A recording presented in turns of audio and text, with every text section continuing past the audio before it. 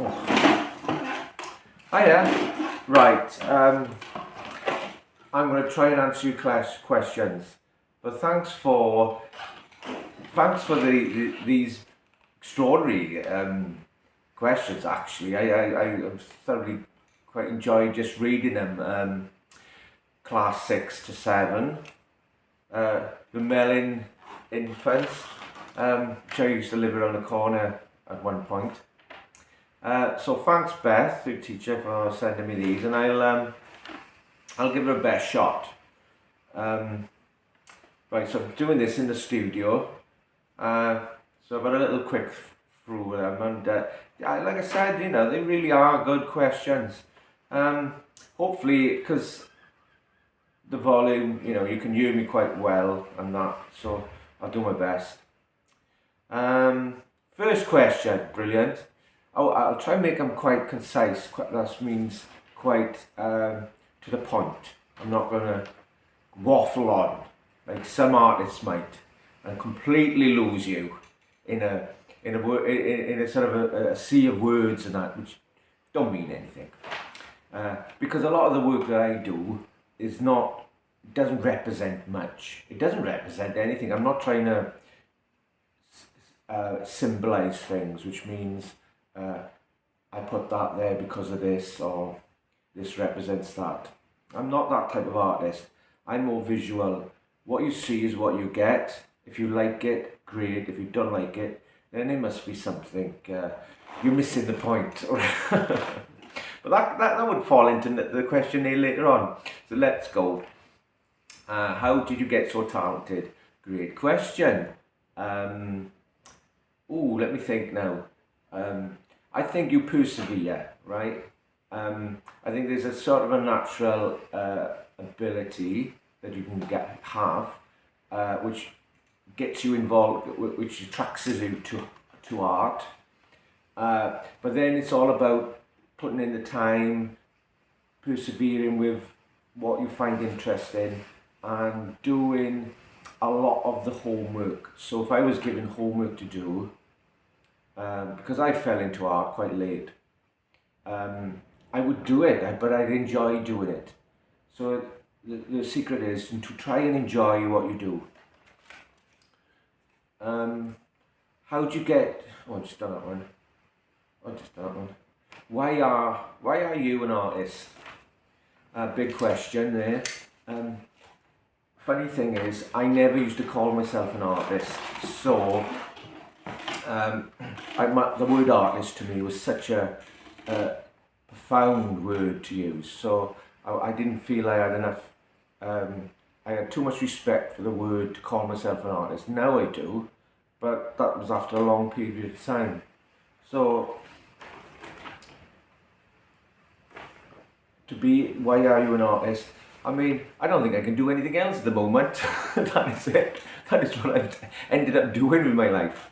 So it's about as simple as that. I can't do anything else.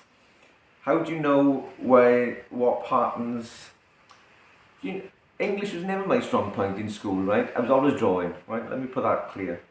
How do you know what patterns to use? Well, I guess you're just looking at it at the visual thing, and a lot of what I do is intuition.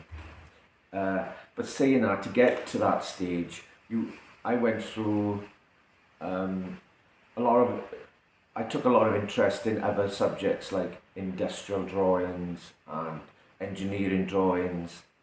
And then you take that interest you got in those simple things and you just keep on working in that style, and then there'll come a time when you want to sort of progress further. So you look at those things and you say, well, how can I get that, what I'm doing here, how can I make it different?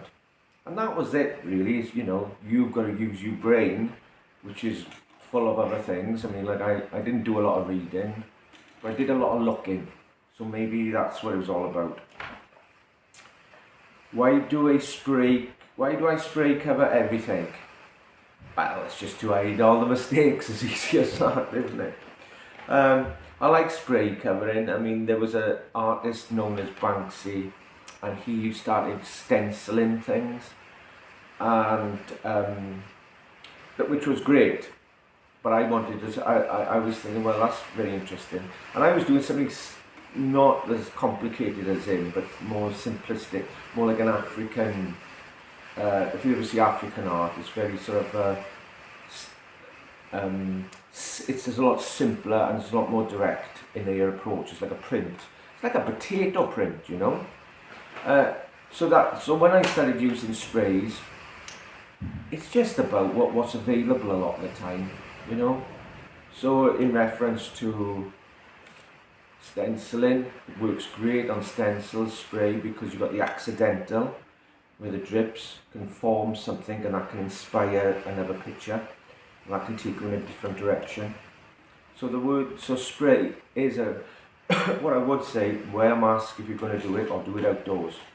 But spray is a great tool to use and it's a great way of painting, and it's sort of, for me, it's like a certain inspiration to see that colour dripping over other colours. It's a simple process really, but I like it. What colours do you prefer to use? My favourite colour is blue. But I have known, I mean, what I'm using in the studio at the moment is really what I've got left. So I'm making it my objective to just use what I've got. It's just a way of using, saving on the paint really, because if I went out and just used the same colours over and over again, then I'd have all this colour going to waste here. So I've given myself the objective of not using things like blue, yellow, white, black too often in the next sort of paintings. I just use what I got. It's always nice to, look outside the box. So it's a good question because it makes you think about what you're doing and then how you can do something differently. And you always try, and that's a good way to think really. You always got to try and remember to challenge yourself, I suppose. What is it like being an artist? I'm only 23. Look at me. It ages you, right? It's got its moments where it's fun and everything, and you have an exhibition and that, and people say, "Oh, that's good," but a lot of the time it's just hard work. Right, I'm gonna have a break for there, and then come back to question 8 with do you like being an artist, which is a bit like what I just said really. Right, let me pause it.